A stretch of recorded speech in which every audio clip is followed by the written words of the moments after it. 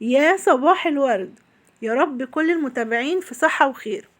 تعالوا النهاردة هعمل لكم ريفيو عن عرض حلو جدا.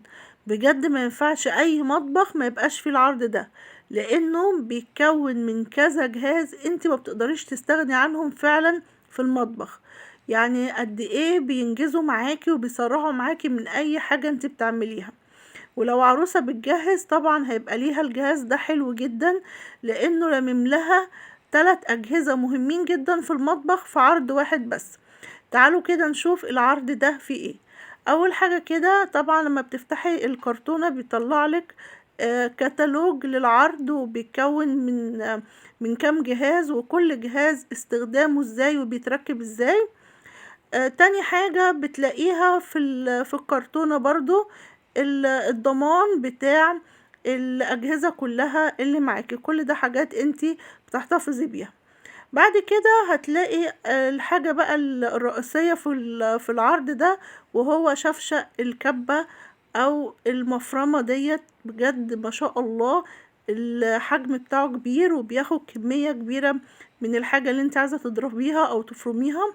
طبعا بيفرم القوطة، الخضار كله بيقطعهولك، البصل، ولو هتفرمي فيه لحمة بتقطعيها قطع صغير جدا، ودوت عشان تحافظي على السلاح بتاع الجهاز معاكي، وبيتقطع وبيتفرم حلو قوي. ده بقى الموتور اللي بيتركب في الجهاز او في الشفشق من فوق. ما شاء الله الحاجة كلها بجد خامتها حلوة جدا. بتركبيه كده في الشفشق من فوق وبيشتغل معاكي بمنتهى السهولة، وزرار التشغيل بيبقى في الموتور ده نفسه. نسيت اقول لكم ان القوة بتاعة الموتور هنا 1000 واط، وده بيبقى مع كل الأجهزة الموجودة في العرض.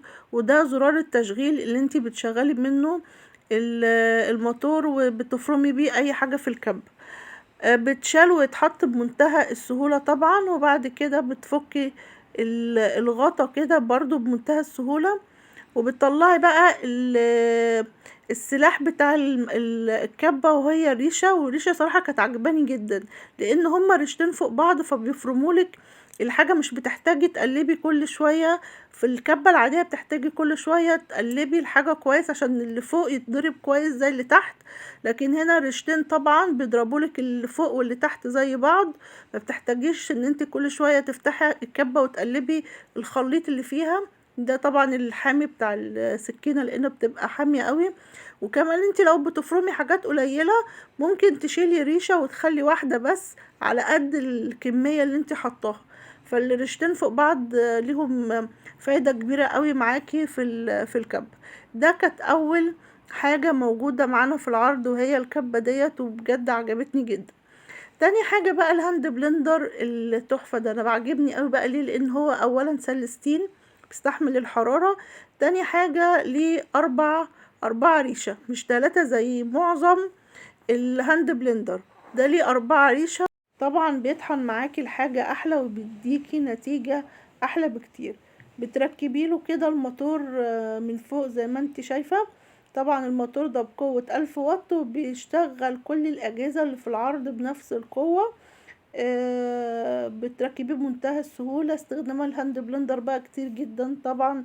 أي شوربة عايزة تعمليها، عايزة تجهزي أكل الأطفال، طبعا مفيد جدا معاكي وليه كذا استخدام، وبيبقى خفيف جدا في استعماله.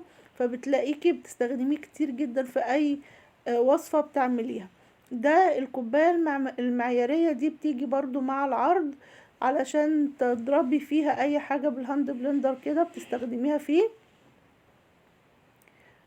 او ممكن تستخدميها لوحدها لاي حاجة برضو انت عايزاها. اخر جهاز معاكي بقى برضو المضرب دوت. طبعا المضرب بينفعك جدا ضرب البيض وتجهيز اي كيكة. بتحطي له برضو الموتور، بتركبوله كده من فوق زي ما انت شايفة، وبيشتغل بنفس برضو القوة. بجد بتركب بمنتهى السهولة. العرض دوت يعني جمعلك كذا حاجة. وبرضو لو حابة تستخدمي الكوباية المعيارية دي برضو لخفق اي حاجة بالمضرب هتنفع معاكي جدا. لان وممكن طبعا تستخدمي الكوباية المعيارية علشان تضربي فيها اي حاجة بالمضرب. هي خامتها زي البلاستيك بس نوعه قوي شوية، تستحمل ان انتي تستخدمي فيها المضرب او الهاند بلندر. ده كان العرض اللي انا كنت عايزة اقولكوا عليه، بجد حلو جدا، جامع بين الكبة والهاند بلندر والمضرب، وكلهم حاجات بتحتاجيها ومفيدة معاكي جدا. يا رب النهاردة يكون العرض عجبكم واستفدتوا منه. متنسوش تعملوا لايك وشير واشتراك في القناة ومتابعة للصفحة علشان يوصل لكم مني كل جديد. بحبكم جدا في الله. مع السلامة.